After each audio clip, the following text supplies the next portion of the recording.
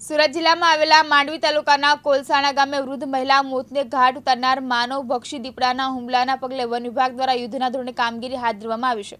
માંડવી તાલુકાના કોલસાણા ગામે રહેતી 75 વર્ષીય ખાલપીબેન ભગુભાઈ ચૌધરી ગત રાત્રે 7 વાગ્યાના સમયે ઘરના પાછળના વાડામાં કામ અર્થે ગયા હતા। તે સમયે ઘરની પાછળના શેરડીના ખેતરમાંથી દીપડાએ અચાનક ખાલપીબેન ભગુભાઈ ચૌધરી પર હુમલો કર્યો હતો। તેમાં તેમનું મૃત્યુ થયેલ છે, જેને પગલે વન વિભાગ દ્વારા ગામની આજુબાજુમાં દીપડાના આવન જાવનના વિસ્તારમાં 10 પિંજરાઓનો ખોરાક સાથે મૂકવામાં આવેલ છે અને ડ્રોન દ્વારા કોતરના ભાગે સર્વે કરવામાં આવેલ છે। દીપડાના પગ માર્ગ મેળવવા અને આવન જાવનની દિશાઓ આઈડેન્ટિફાઈ કરી પિંજરા મૂકવામાં આવ્યા હતા।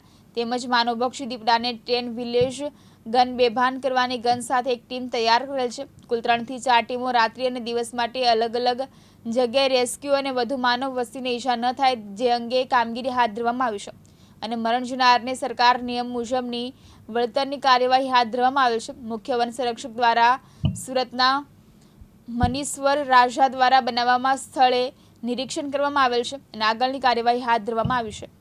ઈશ્વર સોલંકી, દિવ્યાંગ ન્યૂઝ, માંડવી, સુરત।